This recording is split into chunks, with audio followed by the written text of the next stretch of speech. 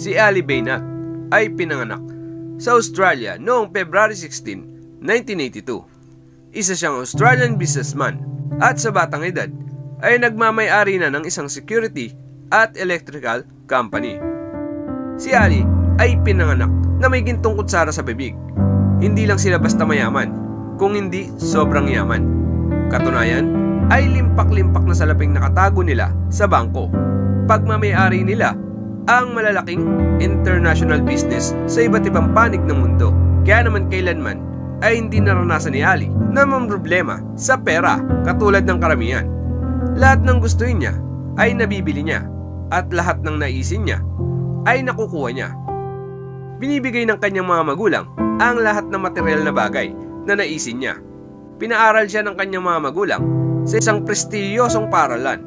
Binilhan ng mga mamahaling gamit at kung ano-ano pa. Kulang na nga lamang ay humiga siya sa pera. At nang makapagtapos ng pag-aaral, ay binigyan pa ng sariling puhunan ng kanyang mga magulang upang makapagsimula ng sariling business. At pagtungtong nga sa edad na 33, siya ay nagmamay-ari na ng isang security at electrical company. Masasabi nga talagang isa siyang batang multi-millionaire nung mga panahong iyon. Napakaswerte at sobrang kinaiinggitan ng lahat ang kanyang sitwasyon. Ngunit, katulad na lang ng ilang kabataan, si Ali ay larawan din ng isang kabataang gustong maranasan ang material na kasiyahan sa buhay. Laman siya ng mga bar clubs noon. Party dito, party doon. Hindi niya alintana ang perang nagagastos niya. Alam niyo bang ang isang relo lamang niya ay nagkakahalaga ng $60,000? Grabe, kung susumahin nasa 2 milyon ang halaga ng kanyang relo. Ang kanyang sports car na nagkakahalaga ng $600,000 naman. Ang kanyang closet ay punong-puno ng mga mamahaling damit na galing pa sa mga kilalang designer sa iba't ibang panig ng mundo. Marangyang buhay, sariling resort, ang lahat ng ito ay pinagkakagastusan niya. Talaga nga namang wala na siyang mahihiling pa. Ngunit, ang lahat ng ito ay panandalian lamang pala. Hindi pala lahat ng bagay ay nabibili ng salapi. Noong 2015, dumaan siya sa isang medical examination. Dito niya napag-alaman na mayroon siyang malalang sakit na sa hindi malamang kadahilanan ay hindi alam kung paano siya tinamaan. Sinabi ng doktor na mayroon siyang cancer at ang masaklap pa ay nasa stage 4 na ang sakit niya na ito at may taning na din ang kanyang buhay. Ayon sa doktor, may 7 buwan na lamang ang nalalabi sa kanyang buhay. Parang pinagtakluban siya ng langit at lupa.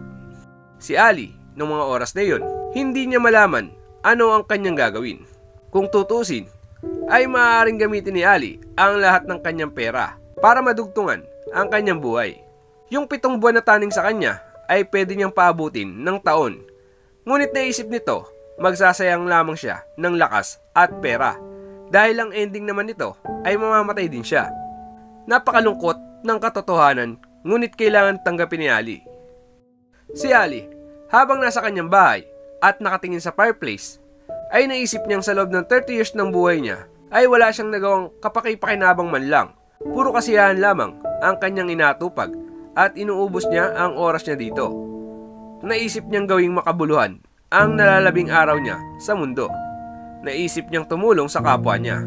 Noong mga oras na iyon, ay binago ng sakit niya ang pananaw niya sa buhay. Nagdesisyon siyang ibenta ang lahat ng kotse niya, lahat ng relo niya, pati na ang mamahalin niya mga damit. Maging ang kanyang bahay ay binenta niya din. Ang lahat ng pinagbentahan niyang ito ay donate niya sa charitable Muslim organization sa iba't ibang panig ng mundo. Gusto niyang bago man lang siya mawala sa mundong ito, ay meron siyang mabuting nagawa at hindi masayang ang kanyang buhay. Tuluyan niyang binago ang kanyang pananaw. Gusto niyang maranasang mamuhay ng simple. Yung buhay na malayo sa karangyaan at tukso. Gusto niyang mabuhay nang wala ang lahat ng meron siya ngayon. At habang kaya pa niyang magbiyahe, ay pumunta siya sa Africa. Ito ang unang napagpasyahan niya. Napagpasyahan niyang puntahan ang lugar na ito dahil isa ito sa pinakamahirap na bansa sa buong mundo. At sinunod niyang puntahan ang halos 100 bansa sa iba't ibang panig ng mundo. At sa bawat bansang pinuntahan niya, ay nagpupunta siya sa isang charity mission Nakapagpatayo na din siya ng eskwelahan para sa mga preschool na bata gamit ang sariling pera. Nagpatayo din siya ng ilang ospital at pabahay sa mga nangangailangan. Iba't ibang lugar ang ginagalugad niya at binigyan niya ng tulong ang lahat ng ito. Maging ang mga liblib na lugar na sadyang malayo na sa kabihasnan ay pinuntahan din niya dahil hirap sa tubig ang mga ito. At dahil nga sa kakulungan sa tubig, ay nag-provide siya ng patubigan at deep well sa mga tao dito. Ilang mga ospital, bahay, simbahan ang paulit-ulit na pinatayo niya sa iba't ibang panig ng mundo. Dito niya inubos lahat ng kanyang pera at lakas. Dahil dito, libo-libong tao ang natulungan niya. Sabi nga ng mga kaibigan niya, isa daw siyang milyonaryo na walang pera. Totoo ito. Lahat kasi ng kanyang pera ay inubos niya sa pagtulong sa lahat ng nangangailangan. Anito, isang himala ang nangyari ang lahat ng ginawa niyang ito. At ito lang ang tanging nakakapagbigay lamang sa kanya ng walang hanggang saya at kapayapaan ng isip at puso. Ganito pala ang pakiramdam ng mamuhay ng masaya at simple. Ang mamuhay na malayo sa karangyaan ng buhay. Ang mamuhay ng may pusong handang tumulong sa kapwa. Tunay ngang walang kapantay na saya ang kanyang nararamdaman ng mga oras na iyon. Sabi pa ni Ali, ang sakit niyang ito ay magandang regalo para sa kanya. Dahil sa sakit niyang ito, ay na-realize niya ang totoong halaga ng buhay. Na ang yaman pala ay kasangkapan lamang para tumulong sa kapwa. May 29, 2018. Ito ang araw ng pagkamatay ni Ali. Ang 7 buwan na taning sa kanya ay umabot ng 2.5 taon.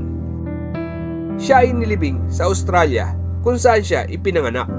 Sa araw na ito, napakaraming nakiramay na tao ang nagpunta sa kanyang burol. Mga taong hindi niya personal na kilala upang pasalamatan siya. Sa sobrang dami ng tao ay kinakailangan na nilang magsara ng ilang daanan at ilang taon pa ang makalipas. Ngunit ang alaala ng lahat ng kanyang ginawa ay habang buhay na namamayani sa puso ng lahat ng mga taong kanyang natulungan.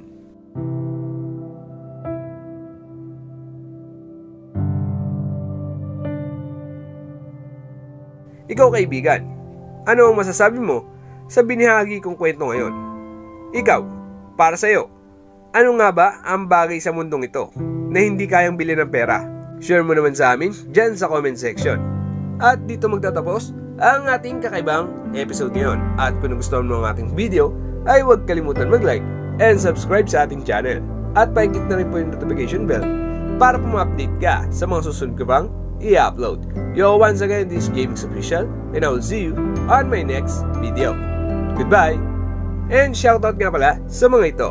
Maraming salamat po.